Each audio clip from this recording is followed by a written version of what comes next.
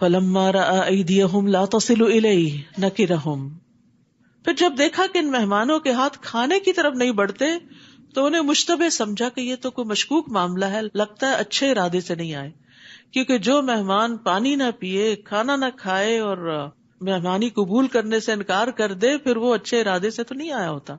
تو یہی شک ان کو بھی پڑا اور دل میں خوف محسوس کرنے لگے کہ یہ کیا ماجرا ہے، کچھ کھا نہیں رہے. تو یہ صورتحال دیکھ کر کہنے لگے، یعنی وہ کہنے لگے فرشتے، ڈرو نہیں، ہم لوط کی قوم کی طرف بھیجے گئے ہیں، ہم ایک مشن پر آئے ہیں اور راستے میں تمہیں بھی خوشخبری دینے کے لیے. اور ابراہیم کی بیوی جو پاس کھڑی تھی، یعنی وہ بھی مہمانداری میں شوہر کی مدد کر رہی تھی، ہنس دی تو ہم نے اسے اسحاق کی خوشخبری دی اور اسحاق کے بعد یعقوب کی بھی.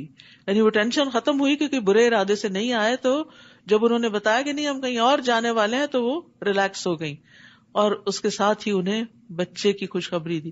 حضرت سارہ کی عمر بھی بہت زیادہ تھی، بعض روایات میں 80 یا 90 سال بتائی جاتی ہے، اور ابراہیم علیہ السلام کی 100 سال، یعنی انتہائی بڑھاپے کی عمر کو پہنچے ہوئے تھے. یہ بھی اللہ کا بڑا فضل ہوتا ہے، کچھ لوگ انتہائی بڑھاپے کی عمر کو پہنچ کر بھی کھڑے ہو کے نمازیں پڑھتے. ابھی آج ہی مجھے کوئی بتا رہا تھا کہ وہ ہماری ایک بہن کی والدہ ہیں، 100 سال کے قریب ان کی عمر ہے، اور وہ مغرب کی نماز کل انہوں نے کھڑے ہو کے پڑھی ہے، اور ہم جوان لوگ بیٹھ بیٹھ کے نمازیں پڑھ رہے ہوتے ہیں. تو یہ اللہ کی توفیق ہوتی ہے جس کو وہ دے، اور یہ توفیق مانگا کرے، رو کے مانگا کرے. ہم رو کے صرف دنیا مانگتے ہیں، ہم رو کے اچھی عبادت کی توفیق مانگا کرے. ربی اعنی علی ذکرک و شکرک و حسن عبادتک. عبادت کا مہینہ آ رہا ہے، چونکہ راتیں چھوٹی، دن لمبے، کام زیادہ، وقت کم، تو برکت کی دعا مانگے اور توفیق مانگے کہ یا اللہ سارا قیام کروانا، کچھ نہ چھوٹے، اور یکسوئی سے ہو اور خشوع سے ہو. اس طرح کی دعائیں مانگا کریں. اللہ روزوں کا پتہ ہی نہ چلے، اور زیادہ سے زیادہ قرآن کے ساتھ میرا رابطہ ہو، زیادہ سے زیادہ صدقے کی توفیق دینا. یعنی جتنی بھی نیکیاں آپ سوچ سکتے ہیں وہ صرف سوچ کے نہ رہ جائے کہ پلاننگ میں نے کر لی ہے، ٹک کر لیا، یہ بھی کروں گا، یہ بھی نہیں. توفیق مانگے. آپ جتنی چاہے پلاننگ کریں، جب تک اللہ کی دی ہوئی توفیق نہ ہو تو کام ہوتے نہیں ہیں، اور پھر آپ بعد میں گلٹ کا شکار ہوتے ہیں، شاید میں نے ان ریئلسٹک گول سیٹ کر لیے تھے. نہیں، ان ریئلسٹک نہیں ہوتے. بعض لوگ انہی گولز کو اچیو بھی کر جاتے ہیں، اکمپلش کر جاتے ہیں. تو یہ سینس آف اچیومنٹ جو ہوتی ہے نا، یہ پھر انسان کو آگے بڑھاتی. تو اللہ سے توفیق مانگے، کام کریں، اس سے اور حوصلہ بڑھے گا، نیکیوں میں آگے بڑھتے چلے جائیں گے.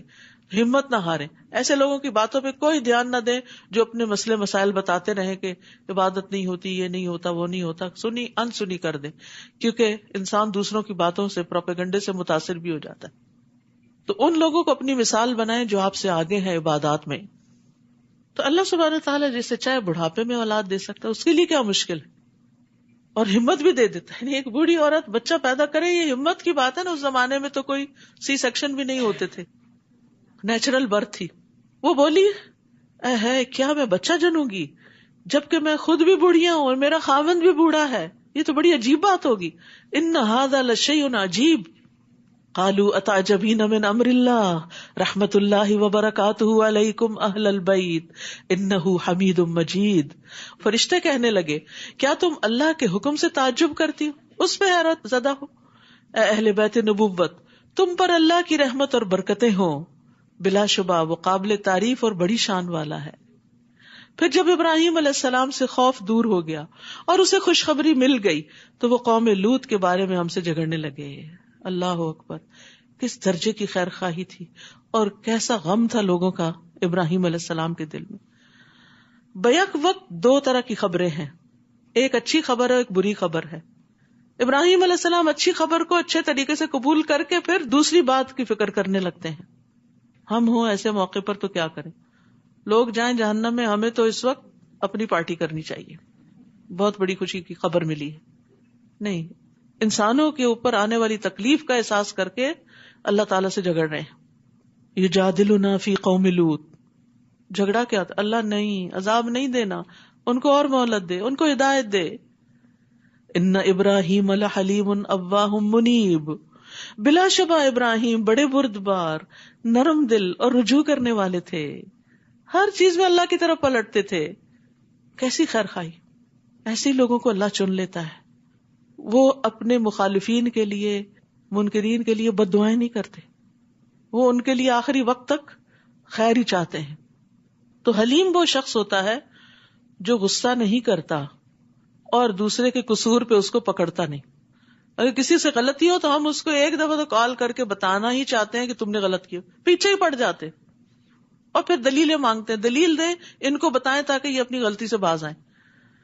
بہت دفعہ صرف آپ کا اچھا رویہ دوسرے کو سوچنے پہ مجبور کر دیتا ہے، جو بہت مضبوط دلیل سے آپ نہیں سوچوا سکتے دوسرے کو. تو حلیم وہ ہوتا ہے جس کے ساتھ اگر کوئی برا کرے تو وہ اس سے انتقام لینے میں جلدی نہیں کرتا، جلدی بدلہ نہیں لیتا. اور اواہ کا مطلب ہے ہر وقت اللہ کے سامنے گڑ گڑانا، اٹھتے بیٹھتے آہیں بھرنا، اللہ سے دعائیں کرتے رہنا، اللہ سے خاص تعلق رکھنا. اور منیب کہتے ہیں پلٹنے والا، تمام کاموں میں اللہ کی طرف رجوع کرنے والا. کیا خوبیاں ہیں. فرشتوں نے کہا ابراہیم اس قصے کو چھوڑ دو، اب تو تمہارے رب کا حکم آ چکا، اب انہیں عذاب آ کے رہے گا جو ٹل نہیں سکتا. پھر جب ہمارے فرشتے لوط کے پاس آئے تو انہیں ان کا آنا ناگوار محسوس ہوا اور دل گھٹ گیا. لوط علیہ السلام بھی پریشان ہو گئے، کہنے لگے یہ تو مصیبت کا دن ہے، فرشتے ایسے ہی نہیں آتے. اور اس کی قوم کے لوگ دوڑتے ہوئے ان کے ہاں آ گئے، کیونکہ فرشتے نوجوانوں کی شکل میں تھے جن سے وہ بدکاری کرنا چاہتے تھے. وہ پہلے سے ہی بدکاری کیا کرتے تھے. لوط علیہ السلام نے انہیں کہا، اے میری قوم، یہ میری بیٹیاں ہیں، یعنی قوم کی بیٹیاں جو تمہارے لیے پاکیزہ تر ہیں، ان سے نکاح کر لو، ان سے اپنی خواہش پوری کر لو، لہٰذا اللہ سے ڈرو اور مجھے میرے مہمانوں میں رسوا نہ کرو. ابراہیم علیہ السلام کی مہمانداری اور طرح تھی اور لوط علیہ السلام کی اور طرح. تو مہمانی کا ایک حق یہ بھی ہے کہ مہمان کو ہر طرح کی تکلیف سے بچایا جائے، اسے پریشانی سے بچایا جائے. کیا تم میں کوئی بھی بھلا مانس نہیں؟ الیس منکم رجل رشید، یعنی کوئی ایسا انسان نہیں جو لوگوں کو نیکی کا حکم دے اور برائی سے روکے، میرا مددگار بنے اس میں. یاد رکھیے ان کی قوم میں سے کوئی ایک مرد بھی ان کے ساتھ ایمان نہیں لایا تھا، بیوی بھی نہیں، صرف 2 بیٹیاں تھیں ان کے ساتھ جو مومن تھی. تو کبھی ایسا بھی ہوتا ہے کہ آپ خیر خواہی اور تڑپ تڑپ کے کوششیں کر رہے ہوتے ہیں لیکن آپ کی بات تھرو نہیں ہوتی، لوگ مانتے نہیں اس کو، اور آپ سوچتے ہیں شاید میرے ہی اندر کوئی غلطی ہے. نہیں، بعض اوقات کچھ لوگوں کے دل سخت ہوتے ہیں اور وہ اپنی خواہشات میں اندھے ہوتے ہیں. اس قوم کا یہی حال تھا. جن لوگوں کو خواہشات کی محبت اندھا کر دے وہ ہدایت نہیں پا سکتے، کیونکہ ان کی آنکھوں پہ پردہ پڑا ہوا ہوتا ہے. ان کو صرف اپنی خواہش نفس پوری کرنے سے مطلب ہوتا ہے، وہ حلال سے ہو، وہ حرام سے ہو، جائز سے ہو، ناجائز سے ہو، انہیں اس سے کوئی غرض نہیں دین کیا کہتا ہے، اللہ کا حکم کیا ہے، رسول کا حکم کیا ہے. وہ کہنے لگے تم تو یہ جانتے ہو کہ تمہاری بیٹیوں سے ہمیں کوئی دلچسپی نہیں، یعنی عورتوں کی طرف ہمارا کوئی رجحان نہیں، اور یہ بھی جانتے ہو کہ ہم کیا چاہتے ہیں، ہم تو صرف مردوں سے ہی لذت حاصل کرنا چاہتے ہیں. تو یہ عمل قوم لوط جو تھا یہ اس قوم کی تباہی کا باعث بنا. رسول اللہ صلی اللہ علیہ وسلم نے فرمایا، بے شک مجھے اپنی امت میں سے سب سے زیادہ جس چیز کا اندیشہ ہے وہ قوم لوط کا عمل ہے، کہ ان کے اندر بھی یہ خرابی نہ آ جائے. اور اب آپ دیکھیں کہ بعض جگہوں پر تو لوگ علل اعلان اس برائی کا ارتکاب کرتے ہیں، حیا بھی نہیں، جسٹیفائی کرتے ہیں کہ یہ تو ہمارے جینز میں ہے. قال لو ان لی بکم قوۃ او آوی الی رکن شدید، لوط علیہ السلام نے کہا کاش میں تمہارا مقابلہ کر سکتا یا کسی مضبوط سہارے کی طرف پناہ لے سکتا. فرشتے کہنے لگے لوط ہم تیرے رب کے بھیجے ہوئے فرشتے ہیں، یہ لوگ تمہارا کچھ نہ بگاڑ سکیں گے، بے فکر ہو جاؤ. کچھ حصہ رات گزر لے تو اپنے گھر والوں کو لے کر اس بستی سے نکل جاؤ اور تم میں سے کوئی بھی مڑ کے نہ دیکھے، البتہ تمہاری بیوی پر بھی وہی کچھ گزرنا ہے جو ان پہ گزرے گا. پہلے سے ہی بتا دیا، ان پر عذاب کے لیے صبح کا وقت مقرر ہے جب یہ غفلت کی نیند سو رہے ہوں گے. بہت سے لوگ ساری ساری رات جاگتے ہیں برے کام کرنے کے لیے، فجر قریب ہوتی تو سو جاتے ہیں. اس قوم کو بھی شاید یہی حال تھا. تو عین اس غفلت کے وقت پھر انہیں دھر لیا گیا، اور صبح ہونے میں اب دیری کتنی ہے، بس گھڑیاں گن رہے تھے کہ کتنی دیر باقی ہے کہ جب عذاب آئے، کیونکہ فرشتے اپنی مرضی سے کوئی ایکشن نہیں لیتے. جو وقت انہیں بتایا جاتا ہے، جو کام انہیں بتایا جاتا ہے، وہ ہو بہو بس وہی کرتے ہیں. پھر جب ہمارا حکم آ گیا تو ہم نے اس بستی کے اوپر کے حصے کو نچلا بنا دیا. جبریل علیہ السلام آئے، پر کی ایک نوک سے پوری بستی کو اوپر اٹھا لیا بہت اوپر لے گئے اور اوپر سے واپس پٹخا الٹا کر کے، اور نیچے کی زمین ان کے سروں پہ آ پڑی اور اسی کے اندر دب گئے. پھر ان پر کھنگر کی قسم کے تہ بر تہ پتھر برسائے، سمجھے جیسے کوئی کلاشن کوف کھل جائے اور گولیوں پہ گولیاں برسے. مصومۃ عند ربک وما ہی من الظالمین ببعید، جو تیرے رب کے ہاں نشان زدہ تھے کہ کس کو کون سا پتھر لگے گا، اور یہ خطہ ظالموں سے کچھ بھی دور نہیں. یعنی مکہ والوں سے کوئی بہت دور نہیں. اپنے سفروں میں یہ ڈیڈ سی کے آس پاس اس ویرانی کو دیکھتے ہیں جو قوم لوط کا علاقہ تھا. یعنی یہ ان کی نگاہیں دیکھتی ہیں کہ اللہ کے نافرمانوں کا انجام کیسے ہوا. تو اگر یہ باز نہیں آئے تو ان کی بھی شامت آ سکتی ہے.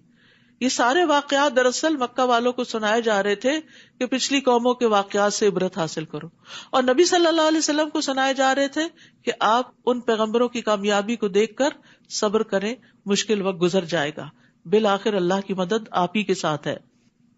وَإِلَىٰ مَدْيَنَ أَخَاهُمْ شُعَيْبًا قَالَ يَا قَوْمِ اعْبُدُوا اللَّهَ مَا لَكُم مِّنْ إِلَٰهٍ غَيْرُهُ. اور مدین کی طرف ہم نے ان کے بھائی شعیب علیہ السلام کو بھیجا. انہوں نے بھی یہی کہا، اے میری قوم، اللہ ہی کی عبادت کرو جس کے سوا کوئی الہ نہیں. اب آپ دیکھ رہے ہیں ہر پیغمبر نے آ کر لوگوں کو کس چیز کی دعوت دی؟ ایک اللہ کی عبادت دی. اور اللہ نے ہم سب کو بھی اسی لیے پیدا کیا. وما خلقت الجن والانس الا لیعبدون. سارے جنوں اور انسانوں کو میں نے اپنی عبادت کے لیے ہی پیدا کیا ہے. تو اس لیے ہمیں زندگی میں سب سے اہم چیز جو ہونی چاہیے وہ اپنی عبادت ہونی چاہیے. اس کے بعد باقی چیزیں اس کے اندر، پرائرٹی عبادت ہونی چاہیے. کہیں جا رہے ہیں، کوئی کام ہے، پہلے دیکھیں نماز کا وقت کون سا ہے، اور پھر نماز آتی بھی ہے کہ نہیں، اس کی حدود، شرائط، فرائض وہ سب بھی پتہ ہے یا نہیں. کہیں سفر پر ہیں تو قبلہ کہاں سے دیکھیں گے، کتنی نماز پڑھنی ہے، قصر کیا ہوتی ہے، کتنی دور پہ قصر ہوتی ہے، کب تک قصر ہوتی ہے، یہ ساری باتیں معلوم ہونی چاہیے. روزہ رکھ رہے ہیں تو سارے احکام معلوم ہونے چاہیے. حج کرنے جا رہے ہیں تو مناسک سیکھ کے جانے چاہیے. زکوٰۃ دے رہے ہیں تو پتہ ہونا چاہیے کتنے مال پہ زکوٰۃ ہے اور کس کس کو دینی.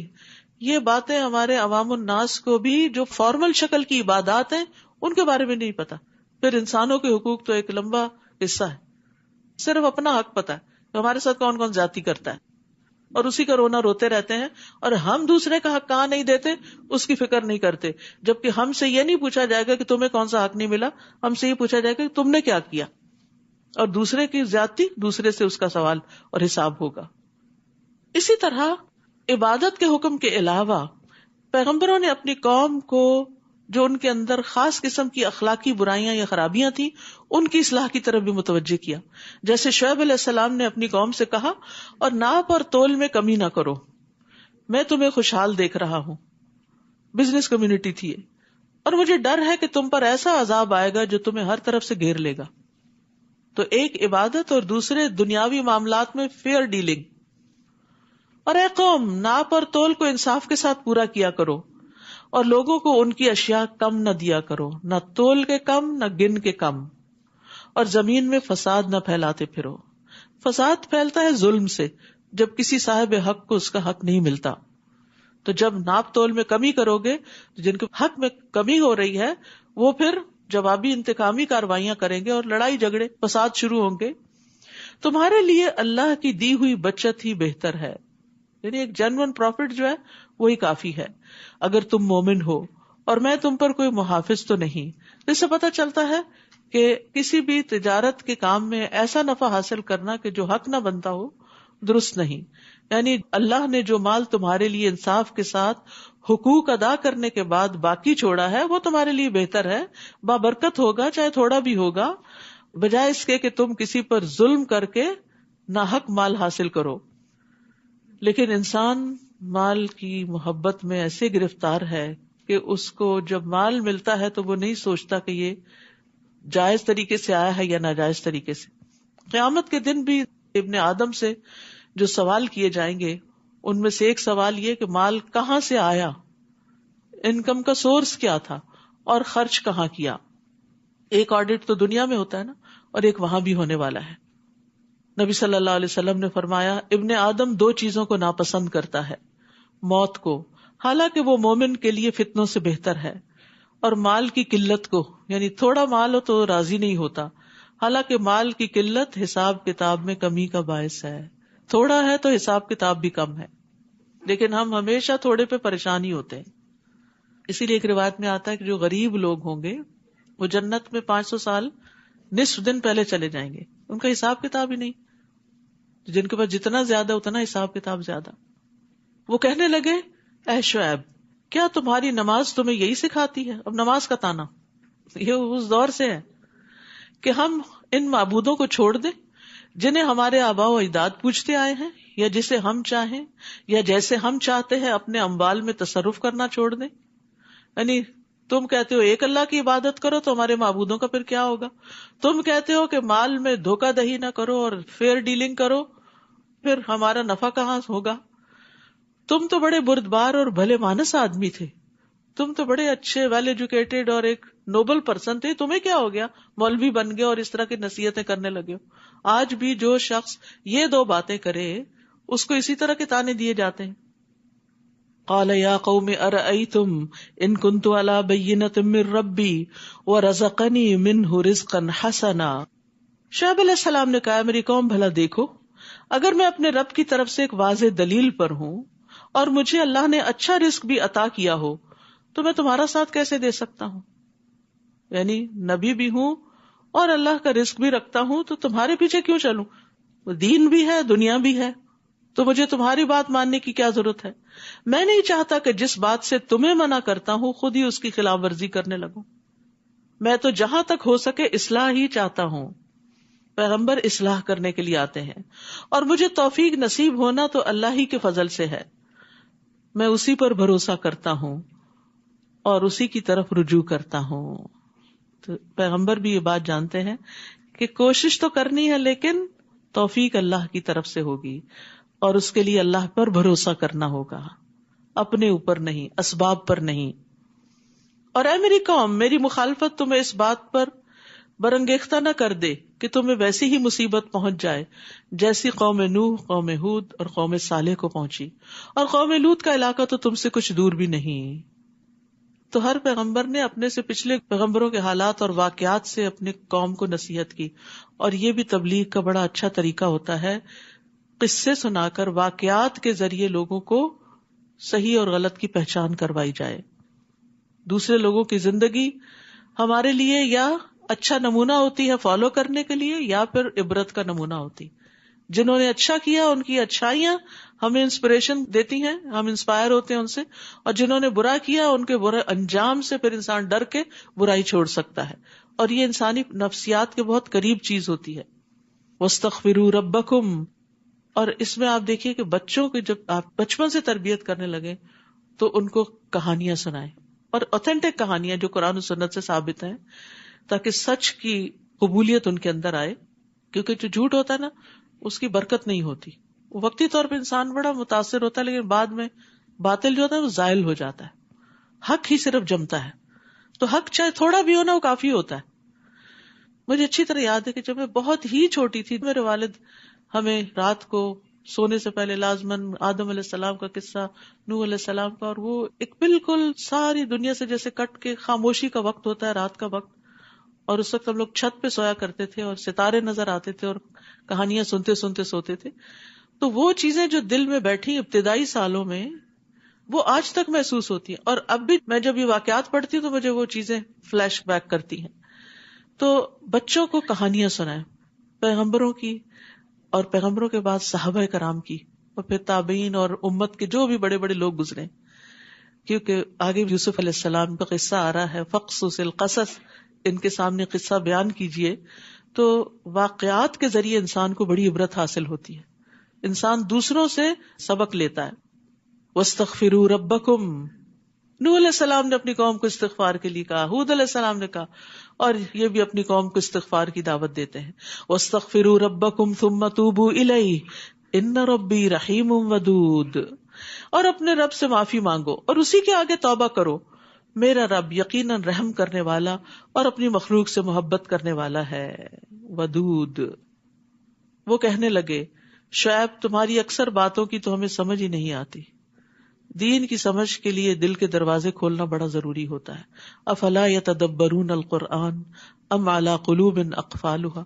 اگر آپ کا دل راغب بھی نہیں ہے نا ہدایت لینے کے لیے، آپ کو پسند ہی نہیں، تو اچھی سے اچھی بات بھی آپ کے اوپر اثر نہیں کرتی. پھر ہم دیکھ رہے ہیں کہ تم ہمارے درمیان ایک کمزور سے آدمی ہو، اور اگر تمہاری برادری نہ ہوتی تو ہم تمہیں سنسار کر دیتے.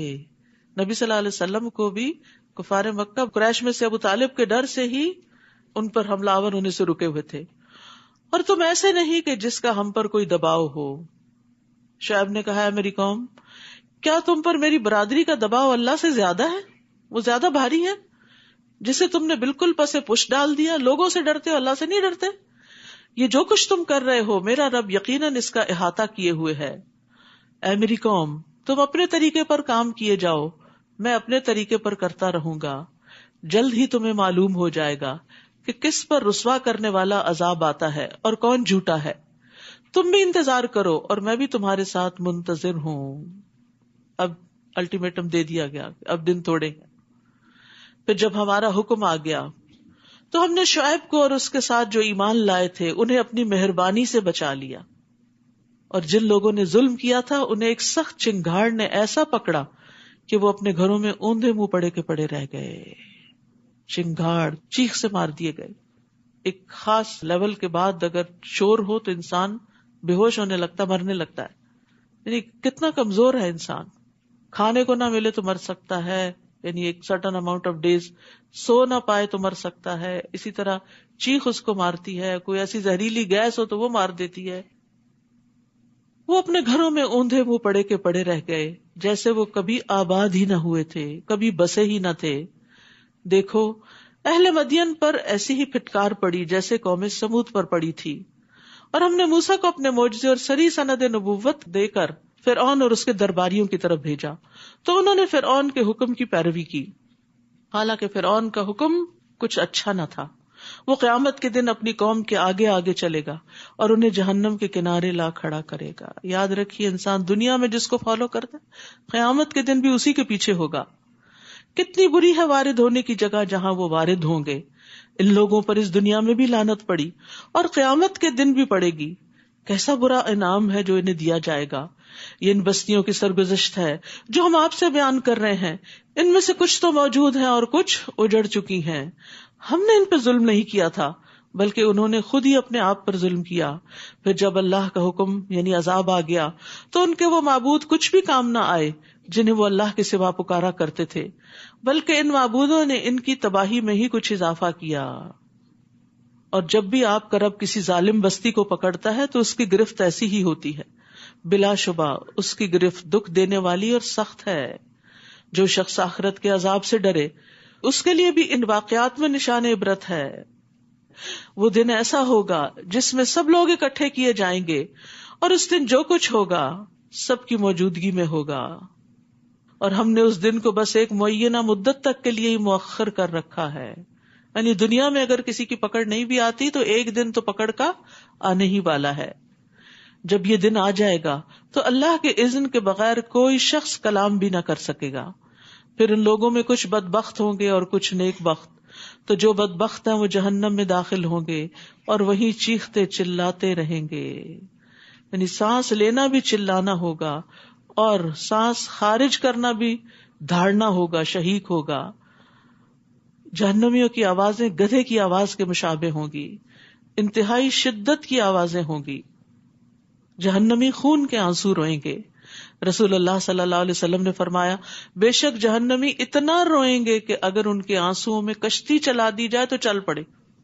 وہ پانی کے آنسوؤں کی جگہ خون کے آنسو روئیں گے. اور جب تک زمین و آسمان قائم ہے وہ اسی میں رہیں گے، یعنی ہمیشہ. اللہ یہ کہ آپ کا رب کچھ اور چاہے، کیونکہ آپ کا رب جو چاہتا ہے اسے کر گزرنے کی پوری قدرت رکھتا ہے. اور جو نیک بخت ہیں وہ اس وقت تک جنت میں ہی رہیں گے جب تک زمین و آسمان قائم ہے. اللہ یہ کہ آپ کا رب کچھ اور چاہے. یہ ایسی بخشش ہوگی جو کبھی منقطع نہ ہوگی. یاد رکھیے، اہل جنت کے لیے بھی ہمیشگی ہے اور اہل جہنم کے لیے بھی. نبی صلی اللہ علیہ وسلم نے فرمایا، جب اہل جنت جنت میں اور اہل جہنم جہنم میں داخل ہو جائیں گے تو ایک آواز دینے والا ان کے درمیان کھڑا ہو کر پکارے گا، اے جہنم والو، اب تمہیں موت نہیں آئے گی، اور اے جنت والو تمہیں بھی موت نہیں آئے گی، بلکہ ہمیشہ یہیں رہنا ہوگا۔ بس اے نبی، جن چیزوں کو یہ لوگ پوچھتے ہیں ان کے بارے میں کسی شک میں نہ رہیے، یہ تو انہیں ایسے ہی اندھی عقیدت سے پوج رہے ہیں جیسے ان سے پہلے ان کے باپ دادا کرتے رہے، اور ہم بلا کم و کاست انہیں پورا پورا حصہ دیں گے۔ ہم نے اس سے پہلے موسیٰ کو کتاب دی تھی اور اس میں بھی اختلاف کیا گیا تھا، اور اگر آپ کے رب کا حکم پہلے سے طے شدہ نہ ہوتا تو ان اختلاف کرنے والوں کے درمیان فیصلہ چکا دیا گیا ہوتا، اور وہ بھی اس کے بارے میں ایسے شک میں پڑے ہوئے تھے جس نے انہیں بے چین کیا ہوا تھا۔ ان میں سے ہر ایک کو تیرا رب ان کے اعمال کا پورا پورا بدلہ دے کر رہے گا، یقیناً وہ ان کے اعمال سے باخبر ہے۔ فاستقم کما امرت ومن تاب معک، بس آپ ثابت قدم رہیں جیسے آپ کو حکم دیا گیا ہے، یعنی لوگوں کی مخالفتوں سے گھبرائیں نہیں، اور آپ کے وہ ساتھی بھی جنہوں نے آپ کے ساتھ ایمان کی طرف رجوع کیا ہے، اور سرتابی نہ کرنا، کیونکہ جو کچھ تم کرتے ہو وہ اسے دیکھ رہا ہے، اور نہ ہی ان لوگوں کی طرف جھکنا جنہوں نے ظلم کیا، ورنہ تمہیں بھی دوزخ کی آگ آ لپٹے گی۔ فتمسکم النار، پھر تمہیں کوئی ایسا سرپرست نہ ملے گا جو اللہ سے تمہیں بچا سکے، نہ ہی کہیں سے تمہیں مدد پہنچ سکے گی۔ یہ اتنی سخت بات تھی کہ نبی صلی اللہ علیہ وسلم نے فرمایا شیبتنی ہود و اخواتها، مجھے سورت ہود اور اس جیسی صورتوں نے بوڑھا کر دیا ہے، یعنی اللہ کے حکم سے بھاگنے کا کوئی راستہ نہیں ہے، دین کتنا بھی مشکل ہو نجات اسی کے اندر ہے، اور ظالموں کی طرف میلان نہیں رکھنا چاہیے، ان کے اعمال پہ راضی نہیں ہونا چاہیے۔ وَأَقِمِ الصَّلَاةَ طَرَفَيِ النَّهَارِ، نیز آپ دن کے دونوں طرفوں کے اوقات میں اور کچھ رات گئے نماز قائم کیجیے۔ ان الحسنات یذہبن السیئات، بلا شبہ نیکیاں برائیوں کو دور کر دیتی ہیں۔ یہ ایک یاد دہانی ہے ان لوگوں کے لیے جو اللہ کو یاد کرتے رہتے ہیں۔ نماز اللہ کے ذکر کا سب سے بہترین طریقہ ہے، ایک فارمل وے ہے اللہ کو یاد کرنے کا، اور ایک فرض ہے ادا کرنے کے لیے، اور ایک نماز دوسری نماز کے درمیان ہونے والے گناہوں کا کفارہ بھی ہے۔ فرض نماز ادا کرنے سے قدم قدم پر گناہ مٹتے ہیں اور درجات بلند ہوتے ہیں۔ ابو ہریرہ کہتے ہیں کہ رسول اللہ صلی اللہ علیہ وسلم نے فرمایا، جس نے اپنے گھر میں وضو کیا پھر اللہ کے گھروں میں سے کسی گھر کی طرف چل کر گیا تاکہ اللہ کے فرائض میں سے ایک فریضے کو ادا کرے، یعنی نماز پڑھے، تو اس کے دونوں قدموں میں سے ایک گناہ مٹاتا ہے اور دوسرا درجہ بلند کرتا ہے۔ اتنا اجر و ثواب ہے مسجد جا کر مردوں کے لیے نماز پڑھنے کا۔ اور صبر کیجئے، اللہ تعالیٰ یقیناً نیکی کرنے والوں کا اجر ضائع نہیں کرتا۔ نبی صلی اللہ علیہ وسلم کو اس صورت میں بار بار صبر کی تلقین کی گئی ہے کہ مشکلات میں گھبرائے نہیں ہیں، آپ کا اجر برقرار ہے۔ جو قومیں تم سے پہلے گزر چکی ہیں ان میں سے جنہیں ہم نے بچا لیا تھا، ان میں سے اہل خیر کیوں نہ پیدا ہوئے جو دوسروں کو زمین میں فساد کرنے سے روکتے۔